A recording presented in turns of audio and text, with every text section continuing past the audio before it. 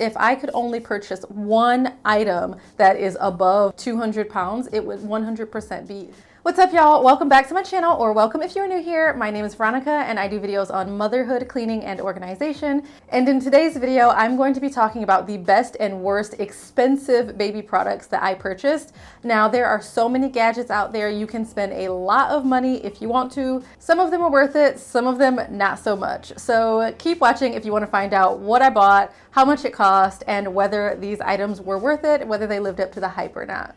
The very first item is by far the most expensive on the list, and that is the Snoo Bassinet. Now, if you're not familiar with it, it is a smart bassinet that you put your baby in. You can use it pretty much from day one and all the way up until 6 months of age. And the idea behind the bassinet is that when your baby stirs or when your baby cries a little bit, it kind of wakes up and it soothes your baby, it rocks your baby gently, it has white noise automatically built into it, and as your baby gets more and more agitated, the soothing and the rocking speeds up a little bit. So it's kind of a smart bassinet because it is intelligent enough to know when your baby needs a little bit more comforting to fall back asleep. Now, on their website, they kind of claim that you're getting like 9 or something plus hours of sleep per night. Right, the verdict is mixed. So the first thing I want to say is I am really not convinced that this bassinet really helps because it only helped us a little bit. Let me explain. Zoe was never a good sleeper pretty much from day one. She had to be held. She always wanted to be in our arms,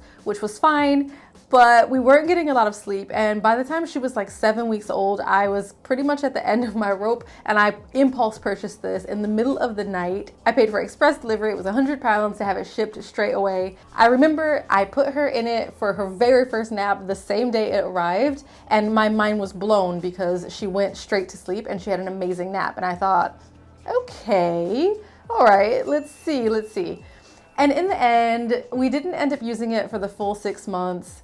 She had decent sleep, but she definitely was not sleeping through the night. The Snoo Bassinet, in my personal opinion, it works if you don't have any other underlying issues. That's the first point. And the second point is if you've got a baby that is just really, really fussy, I'm not really convinced is going to work for you. Now, there are thousands and thousands of people that swear by the Snoo. They say they would never have gotten as much sleep and their baby sleeps through the night and all these different things. For us, this wasn't the case. Now, of course, I only have a sample size of one. We only have one daughter that we've used the Snoo with. But what I will say is she was able to nap in it probably better than if she were just napping like in a cot or in her crib by herself. It did soothe her. The white noise was definitely good. The aesthetics of the bassinet, especially if you want something that is not going to be super garish and make your like room look terrible, the Snoo is very, very stylish. But is it worth the 1,200 pounds I think it costs? Probably not. Considering you can only use it for a short period of time, and considering that there's no guarantee that it is going to work for you or really extend or prolong your baby's sleep, I'm not convinced. If it were less expensive, if it were maybe half price, I would say, okay, that's an expensive bassinet, but it's kind of worth it. But for us, and plus we transitioned out of it anyway when she was around 5 months, and all in all, she only spent around 4 months in it maximum. It definitely did not get her to the point where she was sleeping through the night, and at the end of the day, I kind of feel like it was just a really, really expensive regular bassinet because we weren't even using the motion towards the end. We just had her in there to sleep. So would I recommend this Snoo bassinet? Not really. If you have a lot of money to spare and you want something that looks really nice and that might work, then definitely go for it. You know, it was not a bad baby purchase in that sense, but I don't think it had that revolutionary sleep effect that it has on a lot of other babies on our baby.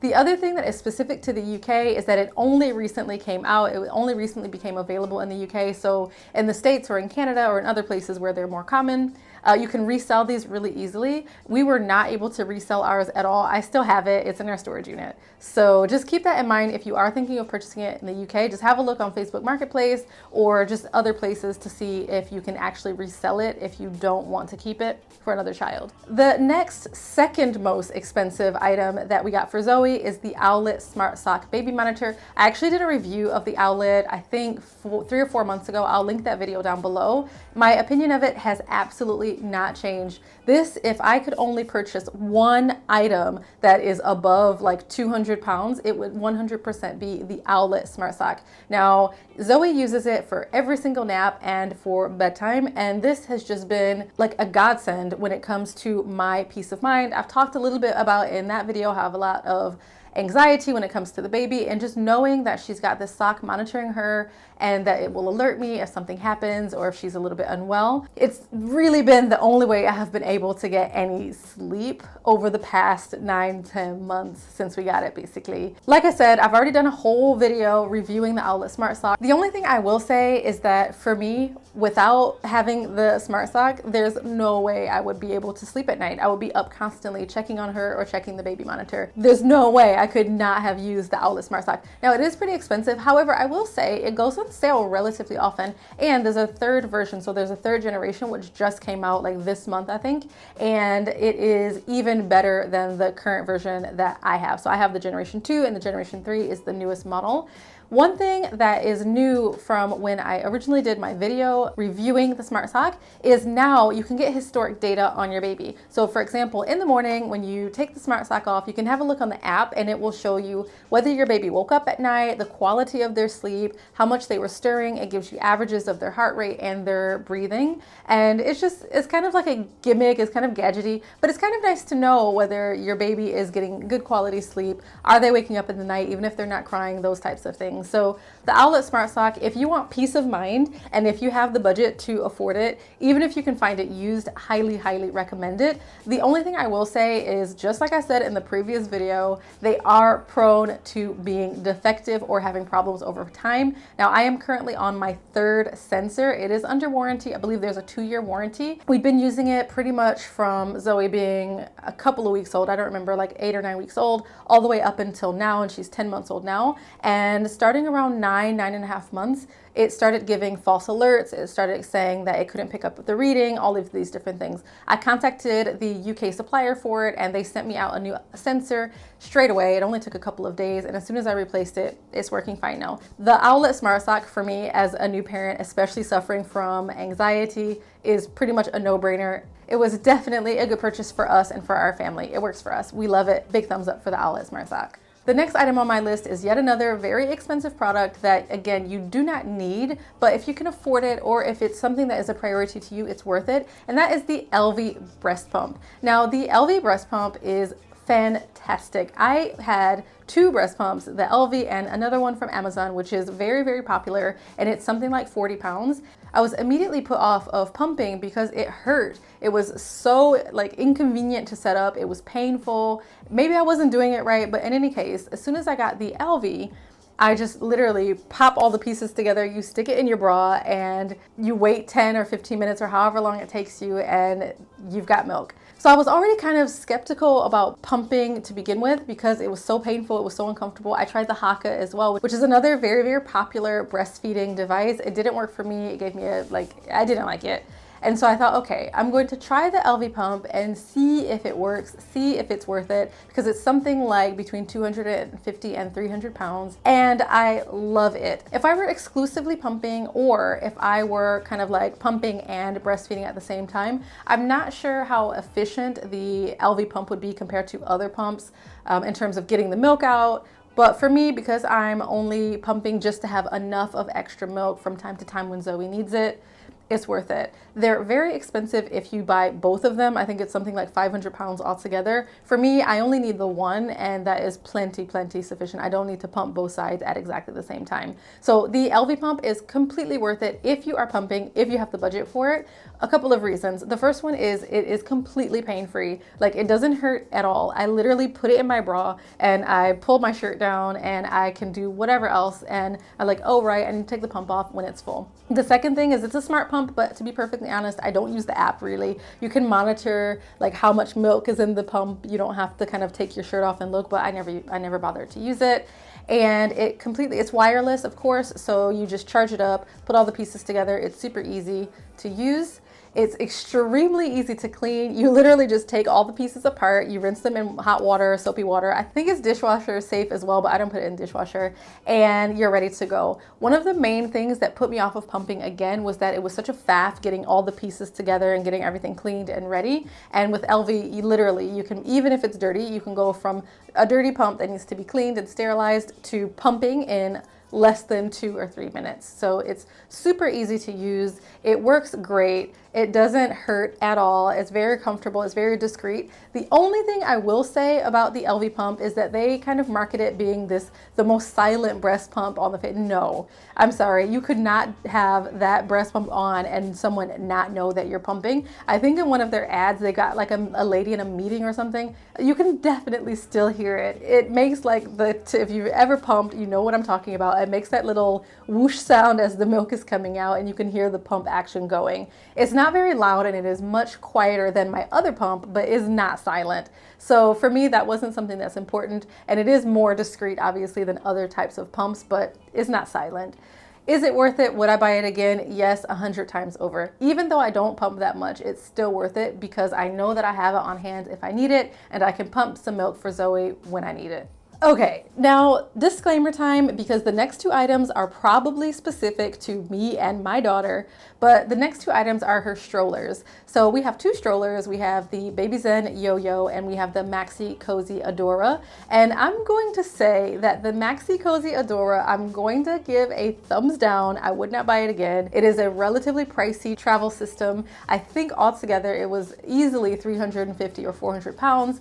And I can't recommend it. It was not worth it. And because we have the other stroller to compare it to as well, I kind of see what I like about the other one versus this one. So the main reason I got that particular stroller is because it's really big, it's really sturdy, and it's great for going on walks.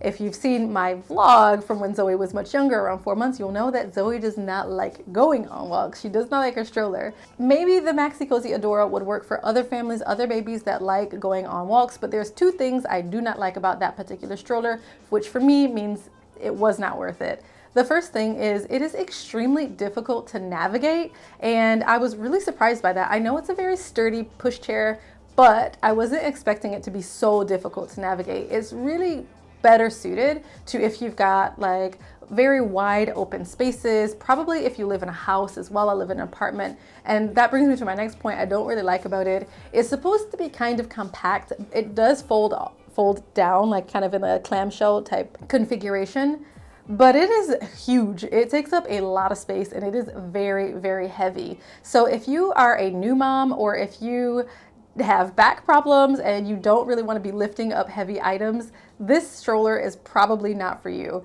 Now, the convenient things about it, it's not all bad. The first thing I liked about it is it's very pretty. It's a very aesthetically pleasing pram. We got it in the gray, and it's got like a really nice like faux leather handle, and it matches with all of the Maxi Cosi car seats as well, so it's convenient in that sense.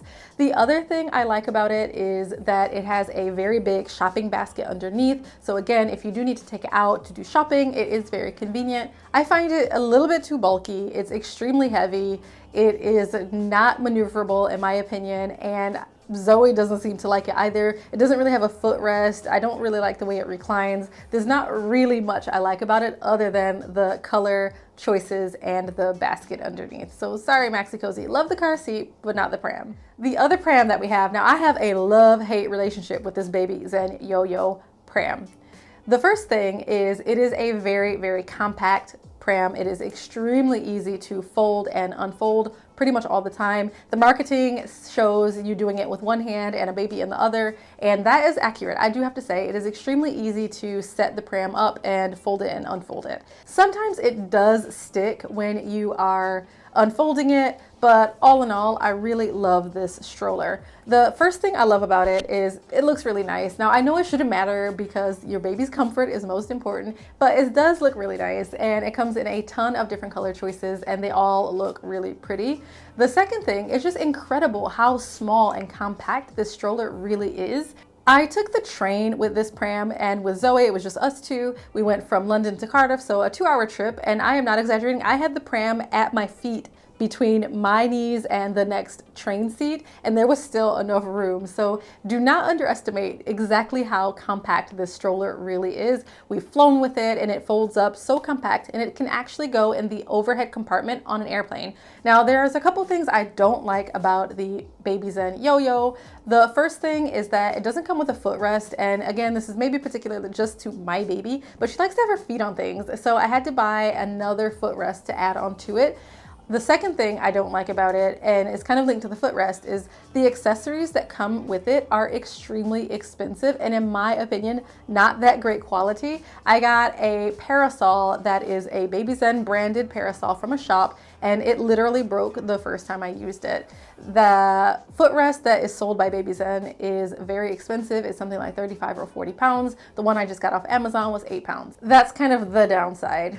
The other thing, which you'll only have to do once, but just is insane, it is so difficult to put together. I am not exaggerating when I thought I was going to lose my mind trying to put this thing together. I was heavily pregnant, and it took me like 15 different YouTube videos and easily 3 hours minimum to put this thing together. So watch some videos, try not to go crazy. It is worth it. Once it's finally set up, you'd only have to do it once at least. So out of the two strollers, the Maxi Cosi Adora, I unfortunately would not recommend, especially not for the price. The BabyZen YoYo, if you want a compact, very easy to transport, easy to fold and unfold, apartment-friendly stroller, then the BabyZen YoYo is a much better choice. The next item, which isn't as expensive as some of the previous items, is the Graco Pack and Play, or the travel cot as you call them here in the UK. Now, I just bought this because we were traveling to Italy at the time and we didn't have a bed for Zoe when we arrived, so we brought this one with us. And let me tell you, this was actually the #1 purchase that allowed Zoe to finally start sleeping kind of through the night. It was crazy. I couldn't believe it. It is extremely easy to put together. Now, I have used pack and plays in the past, and they have been very, very hard to put together, like snapping all the pieces and all that. So it's super easy to put together. You can very easily do it if you've just been traveling for a long time and you just need everything to kind of fall into place. It is apparently pretty comfortable. Zoe absolutely loved it. It comes with a bassinet insert so that we could use it up until Zoe was like 6-7 months. We used it with the bassinet insert, and as she got older, we took the insert out and then she slept on the lower part. It also comes with an attachment that goes overhead that the baby can kind of look at as she's falling asleep. And it also comes with a changing table. This is like an all-in-one sleeping solution. And for us, we used it pretty much from Zoe being 4.5-5 months all the way up until she was 8 months. So we used it like every night for a solid 3.5 months. And again, this was the only thing that Zoe really, really loved actually sleeping in, even more so than the 1,000-pound plus Snoo Bassinet. So for me, this one is a non-negotiable. It is definitely worth the price. I know there are some less expensive versions of this one, but for me, it's worth it because it comes with the bassinet insert. It is also extremely easy to fold up and set up and break down, and it comes with the changing table. It's a little bit on the pricier side compared to some of the less expensive ones, which are like 20 or 30 pounds, but considering it comes with all of these extras, I think it's worth it. The next big ticket item is a play yard. Now, I resisted buying this for a really long time, but I also have not really baby-proofed my apartment. I like Zoe to be able to kind of go out and explore and get into stuff, as long as it's not dangerous, as long as she's not breaking things. But this play yard I got from Amazon, and it's upwards of 100 pounds. So for what it is actually quite pricey. I love it. And ever since we got it for Zoe, I think she really loves having her own space where she can play in the living room safely with all of her toys in one spot. Now, the play yard that we got, again, was a little bit on the pricier side. It was something like 100 and some pounds, but it looks nice in the living room. And one thing I recently discovered is that it's a little bit modular. So it is massive. Like, I don't have a big apartment, and it takes up almost the entire living room. So what I've done is I've taken off 2 of the panels, and I've actually been able to, instead of making it a big massive square, it's now kind of like a rectangle, which fits a little bit nicer in the apartment. I think it's important to have a space in your apartment that your baby is just completely safe in, that you can put her in there, let her play with her toys while you are doing the dishes or something, obviously nearby, obviously watching her, but still having an independent area for her to play in where it is completely safe. So for me, this was something that I wasn't sure I wanted to buy, but I ended up doing it, and I'm very, very glad that I did. Totally worth the money. Another travel related item that we purchased, which was a little bit more expensive and a little bit on the unnecessary side, but worth it in the end, is her Samsonite travel case. Now, I was not sure that this was even a necessary expenditure. It was around 50 bucks. And for a baby, obviously they do not need a suitcase. You can put all of their stuff in a regular suitcase or in your own suitcase. But it turns out when we traveled back from Italy to London, it really was helpful having all of her stuff in one case. As soon as we got home, we can just open that case up, get her things out, get her sorted, get her to bed without having to kind of rummage through all of our other cases. That was the first thing. The second thing is actually it was really easy to kind of carry along, and it was nicer to have her things completely separate. I viewed this particular case as an investment. There were a lot of less expensive versions available, but I kind of had the mindset of buy cheap, buy twice with this, because normal times we do travel a lot. Who knows what's going to happen in the future, but we do travel a lot. Hopefully that picks up again, and we wanted something that was going to be durable and that was going to last and kind of be able to survive being checked and banged around. And in theory, it's one of those cases that the kids can sit on and you can pull along. I don't know if we'll use it like that, but I'm definitely glad we invested in it. It was so much more convenient having all of her things completely separate. As soon as we got home, we were able to unpack only her things and get her situated very, very quickly. So the Samsonite travel case, definitely worth it.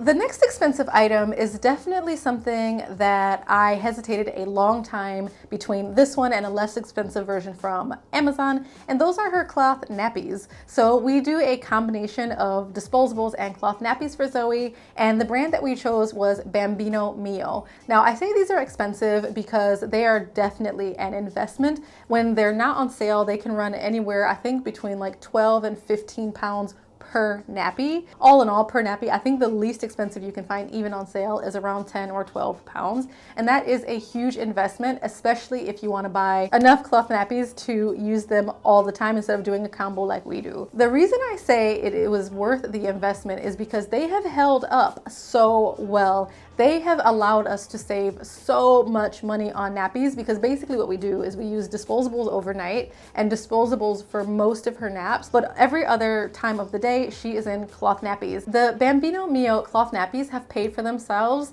like multiple times over. It's an investment at the outset, and I'm glad we purchased this one because we don't have leaks, we don't have stains. She seems really comfortable and they're super easy to use. Now we have the all-in-ones, which means you don't actually have to take out multiple different pieces. You just take the booster absorbent part out, you put it in the washing machine, and that is it. They're very easy to clean. They stay looking pretty much as good as new, like the day I bought them, and we're 10 months into using them now. So for us, it was definitely worth it. Now I have used another version of cloth nappies. Obviously there's tons out there that were less expensive, and I didn't like them as much. They were not as absorbent. They stained a little bit more, and they're not quite as easy to clean. So of course there are tons and tons of cloth nappies out there. Really, the idea is cloth nappies in general are worth it. It's an investment at the outset. They pay for themselves over time, and the brand that we chose specifically is Bambino Mio, and we love them. Okay, the last thing I wanted to talk about in this video, and I hesitated because it's not as expensive as the Snoo, but is expensive for what it is, and these are the Bonds wondersuits. Now I first discovered these at Next because they are a supplier of them. I bought them when I did an online shop for Zoe, and we love them. They're so expensive. They are something like 20 or 22 pounds each, and I was like, how can baby pajamas be this expensive? What is this?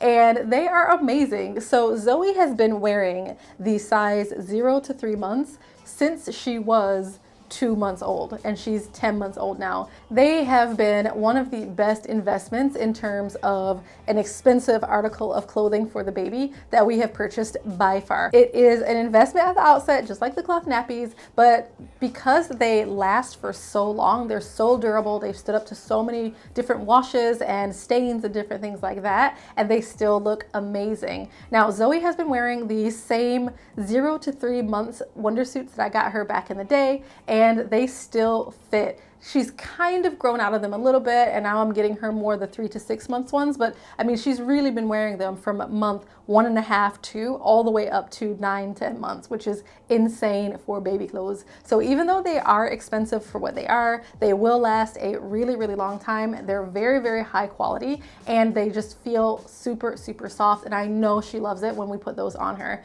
So again, they are more expensive than your typical baby pajamas, but they are definitely worth the investment. that is all for today's video. Thank you so much for watching. Let me know what you think. If you own any of these items or if you're on the fence about any of these items, comment down below. I'd love to hear about it. So thank you again for watching today's video. If you like this video, please give it a thumbs up. Don't forget to subscribe if you're not already so that you can follow along when I post new videos, and hit the notification bell so you'll get a little alert when I upload. Until next time, see ya.